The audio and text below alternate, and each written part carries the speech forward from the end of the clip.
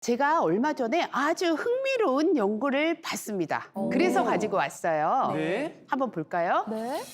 네, 65세 이상 노인들에게 피부가 건조해지는 것을 막기 위해서 매일 보습 크림을 바르게 했더니 네. 이런 변화가 생겼다고 해요. 어떤 변화일까요? 이거 너무 당연히 주름을 막아주었다. 입을 막아주었다? 괜찮았는데 그건 아니고요. 흥미로운 거니까. 막아주었다. 막아주었다? 뭘 막아주었다지? 정답 알려드릴까요? 예, 네, 도저히 네. 감을 못 잡겠네요. 정답 65세 이상 노인들에게 피부가 건조해지는 것을 막기 위해서 매일 보습 크림을 바르게 했더니 인지 능력이 떨어지는 것을 막아주었다고 합니다. 인지 능력을 막아줬다고요? 아니 로션 크림이잖아요. 그렇죠. 보습크림은 뭐 특별한 것도 아닌데. 그치. 왜? 왜 인지 능력을 막아줬죠? 정말 흥미롭죠? 네. 피부가 건조하면 염증을 유발하는 사이토카인이라는 물질이 우리 몸에서 많이 분비가 돼요. 근데 이 물질이 뇌 손상을 일으킬 수도 있거든요. 그렇게 되면 의사소통이나 기억력에 문제가 생긴다고 합니다. 건조하다는 게 생각보다 더 큰 문제였네요. 저는 건조하니까 막 화장도 잘 안 받고 그게 그냥 속상했던 건데. 맞아요. 그래서 제가 준비를 했습니다. 네. 왜 이런 건조증이 생기는지 자세히 알아보고 피부 건조증을 예방하는 시간을 한번 가져보도록 하겠습니다. 네. 메마른 피부가 화를 부른다. 가을철 피부 건조 주의보. 피부가 건조하다는 거는 그냥 이렇게 단순히 넘어가는 분들이 굉장히 많은데 그렇죠. 이게 더 큰 질환을 생길 수 있게 하는 내 몸의 신호다라고 생각을 하셔야 진짜 됩니다. 놀랄만한 지식이다. 아니 제가 사실 그 피부가 진짜 건조해서 좀 부끄러운데 각질이 떨어져. 막 긁어가지고 막 신발 여기 옆에 양말 사이로 막 같이 들어가고.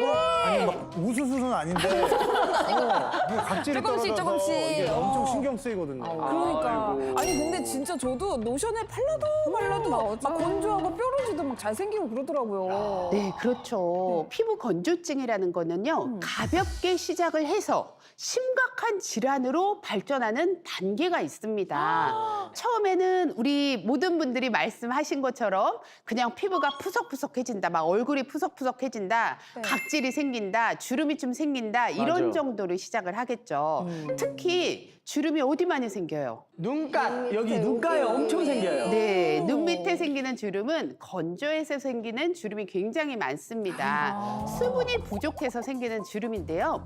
진피층까지 막 손상이 되면서 결국에는 깊고 굵은 주름이 생기는 거죠. 근데 대부분의 사람들이 이 단계에서는 아유 그냥 내가 늙어가나 보다 미용 문제로 단순히 생각을 하고 가볍게 넘기는 경우가 많아요. 그런데 두 번째 스텝 한번 볼게요. 이 피부 건조증이 악화가 돼서 아프겠다. 만성 습진이 생기기도 하고 알레르기성 피부염, 아토피 같은 피부 질환으로 발전을 하기도 합니다. 아, 저건 아프겠다. 너무 막 진짜 너무 쓰라릴 것 심한데요. 같아요. 되게 막 심해 보이죠? 이런 만성 습진이나 알레르기성 피부염, 아토피 같은 질환은요. 가려움증이 굉장히 심해요.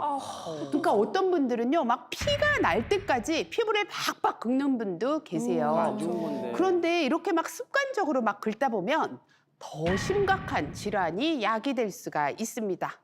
이제 스텝 3예요. 세 번째 단계. 와. 아이고.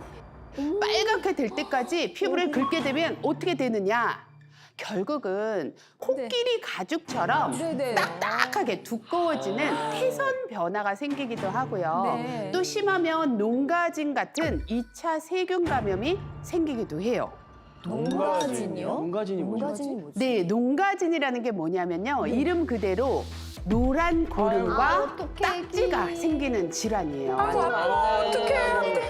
그러니까 처음에는 코하고 입 주위에 붉은 반점이 생기다가 이게 이렇게 점점점 번지면서 고름 주머니로 변한 뒤에 노란 액체가 막 흐르면서 터지기도 해요.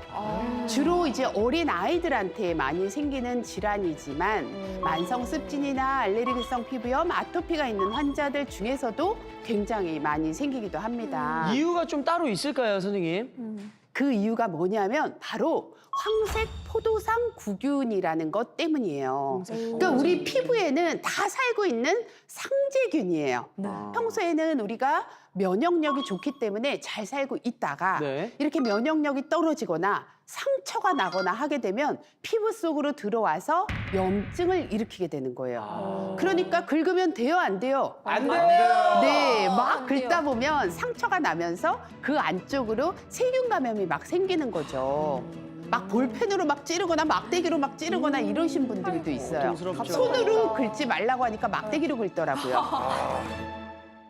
아니 피부 건조증이 진짜 심각하네요. 물 마시고 네. 있어요, 지금. 이건 좋은 거잖아요.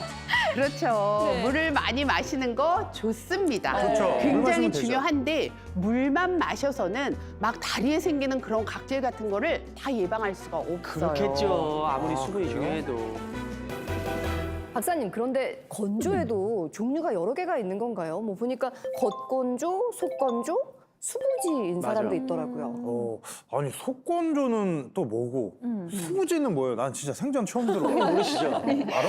저 알죠. 그래? 설명해 주시죠. 네, 예. 겉건조는요 말 그대로 좀 겉이 푸석푸석해 보이는 거고 속건조 이것도 말 그대로 겉은 괜찮아 보이는데 속이 많이 당기는 것. 맞아, 맞아. 그리고 수부지는 수분 부족 지성의 줄임말인데요. 내가 수부지예요. 네, 그래서 건조한데도 또 기름은 잘 끼는 그런 걸 얘기하는 거죠. 맞아요. 네, 박사님께서 정말 잘 설명을 해주셨어요. 사실 이 말들은 다 이해하기 쉽도록 그냥 만든 말들이고요. 의학적으로는 다 피부 건조증이라고 생각을 하시면 됩니다.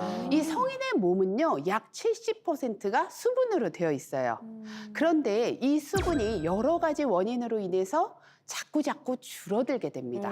그래서 사람마다 증상이 좀 다른 거예요. 어떤 사람은 촉촉하고 어떤 사람은 건조하고 맞아요. 사람마다 좀 다르거든요. 네, 그럼 직계 박사님 수분이 줄어들게 하는 것들이 뭐가 있을까요?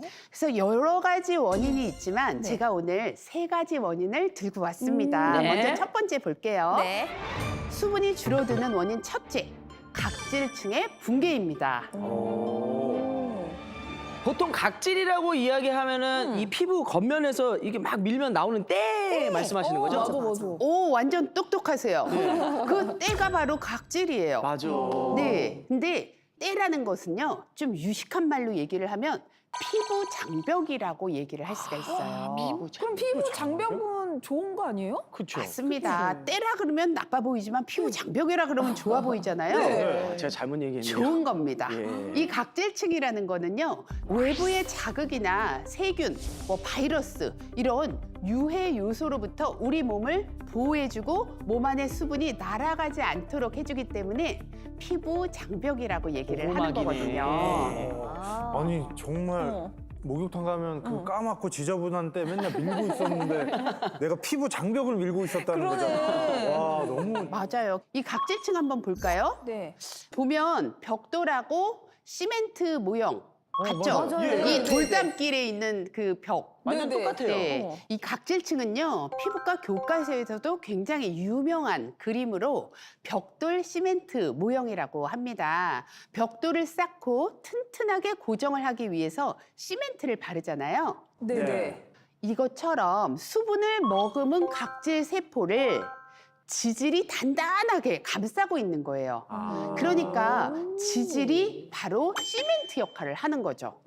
그런데 벽돌에 금이 가거나 시멘트가 모자라거나 하면 이 벽이 어떻게 되겠어요?